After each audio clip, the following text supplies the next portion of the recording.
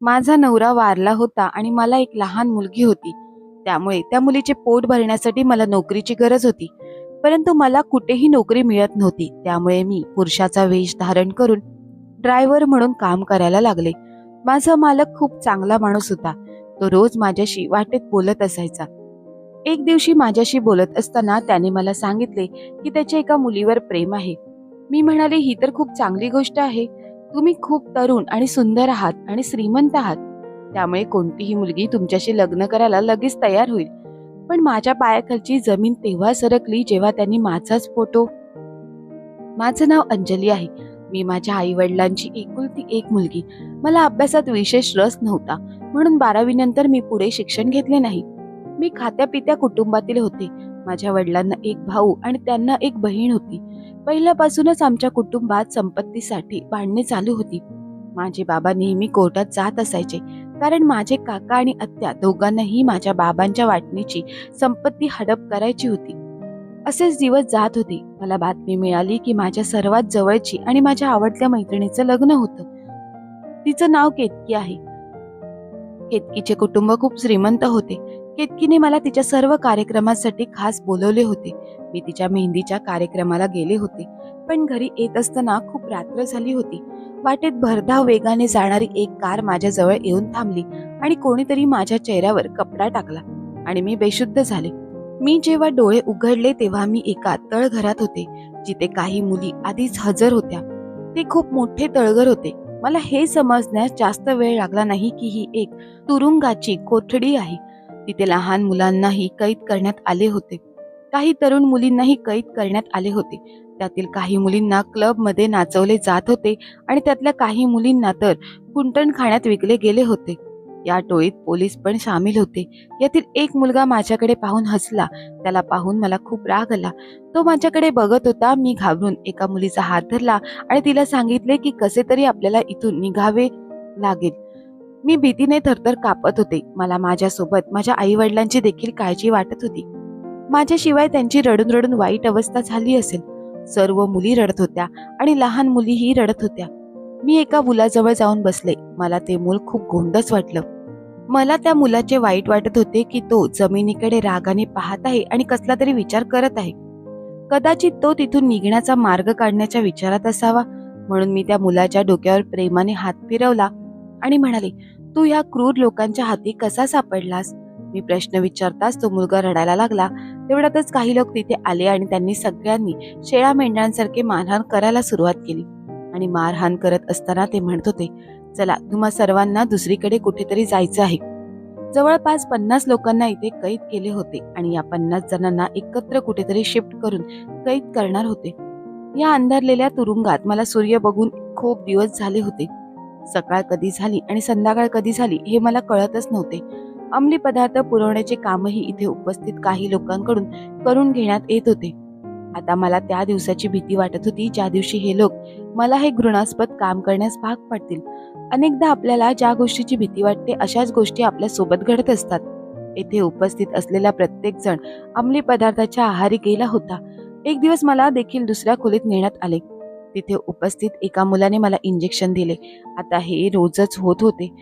हे व्यसन कधी मला जडले समजलेच नाही आणि जो मुलगा मला इंजेक्शन देत होता, मी त्याच्याकडे जाऊन माझ्या मनातलं सगळं त्याला सांगायची. माझ्या मनातील प्रत्येक गोष्ट मी त्याच्याबरोबर शेअर करायची आणि खूप रडायची की हा अपघात झाल्यानंतर माझे आई वडील जिवंत असतानाच वारले असतील. लोकांनी माझ्या आई वडिलांना काय काय ऐकवले असेल माहीत नाही. त्या मुलाचे नाव सचिन होते. त्यांनी मला वचन दिले की एक दिवस मी तुला इथून बाहेर काढीन. पण त्याआधीच त्या मुलाला कोणीतरी पोलिसाच्या स्वाधीन केले. म्हणतात ना, वाईट वेळ निघून जाते, पण तो वाईट वेळ कसा निघून गेला हे फक्त त्याच्यातून जाणाऱ्या माणसालाच कळते. एक दिवस ती व्यक्ती ज्याला आमच्यावर पाळत ठेवण्यासाठी नेमण्यात आले होते, अचानक त्याला चक्कर आल्याने तो बेशुद्ध पडला आणि सर्वच खूपच हाहाकार माजला. माहित नाही नक्की काय घडले, प्रत्येक जण जसा जमेल तसा बाहेर पळत होता. या संधीचा आम्ही सर्वांनी फायदा घेतला आणि सर्वजण तिथून पळू लागलो. त्या दिवशी स्वातंत्र्य म्हणजे काय असते ते आम्हाला समजले होते. प्रत्येकाला आपल्या जीवनावर प्रेम होते आणि म्हणूनच आम्ही सर्वजण अंधाधुंदपणे पळत होतो. परंतु काही वेळातच ही बातमी तेथील काही लोकांना समजली आणि ते आमचा पाठलाग करू लागले. आम्ही खूप जण पळत होतो, त्यामुळे त्यांनी अंधाधुंदी गोळीबार चालू केला. काहींना गोळ्या लागल्या तर काही जखमी झाले. मी खूप जोरात जमिनीवर पडले होते आणि माझा हात तुटला होता. पण या क्षणी या वेदनांपेक्षाही मला वाटत होते की मला काहीही करून इथून पळून जायचं आहे, नाहीतर मी आयुष्यभर यांच्या कैदीत राहीन. मी ज्या रस्त्याने पळत होते तो निर्मनुष्य रस्ता होता. रस्त्याला लागून घनदाट जंगल होते. मी या जंगलात शिरले आणि जीव वाचून जिथून रस्ता मिळेल तिथे पुढे पळत होते. रात्र झाली होती. त्या रस्त्याने कधी तर एखादी गाडी येत होती. मी रस्त्यावरून जाणारी वाहने थांबवण्याचा प्रयत्न केला, पण रात्रीच्या वेळी कोणीही मला लिफ्ट द्यायला तयार नव्हते. शेवटी मी पायी चालायला लागले. पण गेले 2 दिवस पोटभर काही खाल्लं नव्हतं आणि अंमल पदार्थाच्या सवयीमुळे माझे चालणे अवघड झाले. शेवटी काही अंतर पुढे गेल्यानंतर मी जागीच कोसळली आणि बेशुद्ध झाले. जेव्हा मला शुद्ध आली आणि डोळे उघडले तेव्हा मी एका हॉस्पिटलमध्ये होते. तिथे एक डॉक्टर आणि 2 पोलीस माझ्या बेडजवळ उभे होते. मी शुद्धीवर येताच पोलिसांनी माझी विचारपूस सुरू केली. ज्या संकटातून मी बाहेर आले होते त्या संकटात अडकून पडेल अशी मला भीती वाटत होती, म्हणून मी मागे फिरणेच बरे समजले. ते लोक माझी विचारपूस करू लागले, मला घराचा पत्ता विचारू लागले आणि मला माझ्या घरी सोडण्यात आले. तेव्हा माझ्यासमोर माझी आई उभी होती. मला पाहताच ती किंचाळू लागली. लोकांनी सांगितले आज 6 महिन्यांनी आई बोलली आहे. माझे अपहरण झाल्यावर लोकांनी माझ्या आई वडिलांना टोमणे मारायला सुरुवात केली. सर्व लोक आई बाबांना हेच म्हणत होते की तुमची मुलगी वाईट होती, तिचे वागणे वाईट होते, म्हणूनच ती घरातून पळून गेली आहे. माझ्या बाबांना हे सर्व सहन झाले नाही आणि एके दिवशी ते हे जग सोडून निघून गेले. मुलगी आणि नवऱ्याच्या दुःखाने माझी आई मानसिक रुग्ण बनली होती आणि आज मला पाहताच ती जोरजोरात रडायला लागली. 2 दिवस दवाखान्यात राहून घरी आल्यावर समजले की या समाजाला घरातून पळून जाणाऱ्या मुली आठवतात, पण त्यांना कोणी पळून नेले आहे हे दिसत नाही. प्रत्येक जण आपापल्या विचारांचा चष्मा लावून बसलेला असतो आणि प्रत्येक जण दुसऱ्यांकडे त्याच पद्धतीने पाहतो. त्या अपघातानंतर जेव्हा मी घरी आले तेव्हा आजूबाजूचे लोक माझ्या घरी जमले आणि मला प्रश्न विचारू लागले की तो मुलगा कोण होता ज्याच्याबरोबर तू पळून गेली होतीस? तू तुझ्या आई वडिलांचा एकदाही विचार का केला नाहीस? तुझ्यामुळे तुझे वडील हे जग सोडून निघून गेले. मी माझे स्पष्टीकरण देण्याचा प्रयत्न केला, पण कोणीही ऐकले नाही, म्हणून मी गप्प बसले. लोकांनी माझ्या आईला सांगितले, तुझ्या या घाणेरड्या मुलीला तू घरात ठेवलंस तर तुला समाजातून हाकलून देऊ.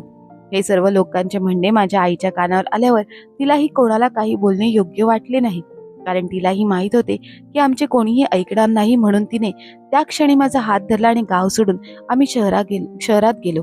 शहरात माझ्या आईची एक जुनी मैत्रीण होती. आम्ही रात्री 10 वाजता तिच्या घरी पोहोचलो. अचानक आईची मैत्रीण सविता मावशी आम्हाला तिच्या घरी पाहून घाबरली. तिने आम्हाला घरात यायला सांगितलं आणि आम्हाला एका खोलीत बसवले. आता आम्ही सगळे बोलतच होतो की मी पाहिले की सविता मावशीचा एक मुलगा होता जो वेडा होता. तो आमच्याजवळ आला आणि मला म्हणाला, तू माझ्यासोबत खेळायला ये. सविता मावशीचा मुलगा अजय जवळपास 24 वर्षाचा होता, पण तो लहान मुलांसारखा वागत होता. त्याच्या हट्टीपणामुळे सविता मावशीने मला सांगितले की जा आणि त्याच्यासोबत खेळ, नाहीतर तो आपल्याला त्रास देईल. माझ्या आईची मैत्रीण सविता मावशीने सांगितले की तिचा मुलगा तो एक अतिशय हुशार आणि खूपच सुशिक्षित होता. तो त्याच्या कॉलेजमधील सर्वोत्तम खेळाडू होता. एकदा एका सामन्यात खेळत असताना एका खेळाडूने त्याच्या डोक्यात जड वस्तू मारली आणि तो बेशुद्ध पडला आणि महिनाभर हॉस्पिटलमध्ये होता. त्याची प्रकृती सुधारली, पण त्याचा मेंदूचा एक भाग खराब झाला, त्यामुळे तो लहान मुलांसारखा वागतो. त्यानंतर मी आणि माझी आई आम्ही दोघीही सविता मावशीच्या घरी राहू लागलो. अजय दिवसभर त्याच्या खोलीतच असायचा. आईच्या आग्रहास्तव अजयला माझी साथ मिळाली. माझ्या येण्याने त्याला एक चांगली मैत्रीण मिळाली. तो माझ्याशी खूप बोलायचा. हळूहळू आमचा वेळ चांगला जाऊ लागला. सविता मावशीने आमच्यावर खूप उपकार केले होते, कारण त्या कठीण काळात तिने आम्हाला तिच्या घरी आश्रय दिला होता. ते आमच्यासाठी पुरेसे होते. माझी आई आणि सविता मावशी आम्ही एकत्रच लोकांचे कपडे शिवण्याचे काम करायचो आणि अजयचे वडील या जगात नव्हते. त्यांच्या घरात सविता मावशी आणि फक्त अजयच राहत होता. काही दिवसांनी माझ्या आईच्या मैत्रिणीने माझ्या आईजवळ विचित्र अट ठेवली की माझे लग्न अजयशी करण्याची विनंती केली. तेव्हा आई तिच्या मैत्रिणीला म्हणाली की तू तुझ्या घरी आश्रय देण्याची एवढी मोठी किंमत मोजून घेऊ नकोस. पण सविता मावशीने तिची एक अट घातली की एकतर अंजलीने माझ्या मुलासोबत लग्न करावे, नाहीतर तुम्ही दोघांनी तुमची सोय कुठेतरी करून घ्यावी. सविता मावशीची ही अट ऐकून आता मला माझ्या जीवनाचीही भीती वाटायला लागली होती. माझ्या आईने मला सांगितले की काहीही झाले तरी मी तुला अजय सोबत लग्न करून देणार नाही, कारण तो वेडा आहे. आपण तो दूर कुठेतरी जाऊ. पण का कळत नाही, अजय सोबत राहताना मला त्याची ओढ लागली होती. तो कसाही असला तरी तो मला आवडू लागला होता. मी आईला समजावले, आई आता आपण इथून निघालो तर आपल्याला राहण्यासाठी कोणती जागा नाही. आपण इथून तिथे भटकंती करू, पण आपल्यासाठी आता कुठेही जागा नाही, म्हणून सविता मावशीचा सल्ला मानला तर बरे होईल. माझ्या निर्णयावर आई रडतच म्हणाली. आई म्हणत होती, तू माझी एकुलती एक मुलगी आहेस आणि तू हे कोणते नशीब घेऊन आली आहेस. आम्ही दोघी, आई आणि मुलगी, एकमेकींना मिठी मारून खूप वेळ रडत राहिलो. काही दिवसांनी माझे अजय सोबत लग्न झाले. माझ्या लग्नाच्या वेळी आई खूप रडली, पण मी काय करू शकत नव्हते. माझ्या मजबुरीने मला हे सर्व करायला भाग पाडले होते. माझे दिवस असेच जाऊ लागले. अजय मला त्याची मैत्रीण म्हणत होता, पण त्याच्या बायकोचे काय, बायको म्हणजे काय, त्याला अजिबात कळत नव्हते. एक दिवशी एक भिकारीणबाई माझ्या दारात आली आणि मला म्हणाली, मला पोटभर खायला तरी दे, तुझी प्रत्येक इच्छा पूर्ण होईल. तिच्या बोलण्यावर मी हसले. माझ्या नशिबात एक वेडा नवरा आहे, तर माझ्या आयुष्यात यापेक्षा मोठे दुःख काय असू शकते. मी त्या भिकारणीला जेवायला दिले तेव्हा ती म्हणाली, जा पोरी, तुझा नवरा तुझ्यावर खूप प्रेम करेल. तिचे बोलणे ऐकून मला आश्चर्य वाटले की माझा वेडा नवरा माझ्यावर प्रेम कसा करू शकतो. पण म्हणतात ना, प्रार्थनेने नशीब बदलते. माझ्या आयुष्यातही तसंच काही घडू लागले. काही दिवसांनी मला असे वाटले, अजयची प्रकृती दिवसेंदिवस सुधारत चालली आहे. आम्ही त्याच्यावर पुन्हा उपचार सुरू केले. यावेळी डॉक्टरांना देखील अजय लवकर बरा होईल अशी पूर्ण आशा होती. मी अजयची काळजी घेण्यात माझा पूर्ण दिवस घालवायचे. पण माझ्या मेहनतीला फळ आले आणि अजयची प्रकृतीही सुधरू लागली. तो पूर्वीपेक्षा बरा झाला होता. पण अजय जसा बरा झाला, मला कळत नाही की माझ्या सासूला काय झाले. ती माझा तिरस्कार करू लागली. ती अजयचे माझ्या विरोधात कान भरू लागली. या वाईट परिस्थितीतही नशिबाने साथ दिली नाही आणि माझ्या आईची तब्येत खूप खराब होऊ लागली. आईच्या उपचारात मला माझ्या सासरच्यांनी मदत केली नाही आणि अचानक माझी आई हे जग सोडून गेली. आता मी पूर्णपणे एकटी झाले होते. मला माझ्या सासरच्या घरी राहायला जागा होती, पण माझे स्वतःचे असे तिथे कोणीच नव्हते. माझ्या आईचे निधन होताच माझी सासू माझा अधिकच छळ करू लागली. ती माझ्या नवऱ्याला अजयला माझ्याविषयी वेगवेगळ्या गोष्टी सांगून माझ्याविषयी भडकवण्याचा प्रयत्न करू लागली. अजय पूर्वीपेक्षाही खूप बरा झाला होता, पण तो माझ्या सासूच्या हातातील खेळणं बनला होता. त्याची आई काहीही बोलली तरी तो तिच्या सूचनांचे पालन करायचा. आम्ही नवरा बायको एका विचित्र नात्याने जोडलो होतो. एकत्र असूनही आम्ही एकमेकांसोबत नव्हतो. आमचं नातं असंच चालू होतं. पण एक दिवस माझ्या नशिबाने नवीन वळण घेतले. अचानक मला समजले की मी आई होणार आहे. पण आई झाल्याची बातमी ऐकून मला अजिबात आनंद झाला नव्हता, कारण माझ्या अजय सोबत असलेले नाते, त्यात एक मोठी दरी निर्माण झाली होती आणि आमच्या नात्यातील दुरावा आमच्या भावी मुलासाठी चांगला नव्हता. अजय चांगला बाप होईल की नाही अशी भीती मला सतत वाटत होती.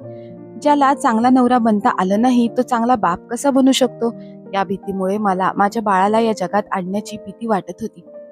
मी माझ्या परिसरातील एका महिलेसोबत बोलले. ती एका हॉस्पिटलमध्ये नर्स होती. ती मला मदत करायला तयार झाली. पण हॉस्पिटलमध्ये गेल्यानंतर मला समजले की आम्ही प्रयत्न करूनही काही उपयोग नाही, कारण मला गर्भपात करता येणार नव्हते. जर मी बाळाचे गर्भपात करण्याचा प्रयत्न केला असता तर माझा जीव धोक्यात येईल असे डॉक्टरांनी सांगितले. मी उदास चेहऱ्याने घरी परतले. ते 9 महिने माझ्यासाठी 9 वर्षासारखे होते. कसे तरी 9 महिने निघून गेले आणि मी एका गोंडस मुलीला जन्म दिला. त्या मुलीला पाहून माझ्या मनात एक विचित्र आनंद होता. मुलीला बघून माझी आपुलकी वाढली आणि मी तिला माझ्या छातीशी घट्ट मिठी मारली.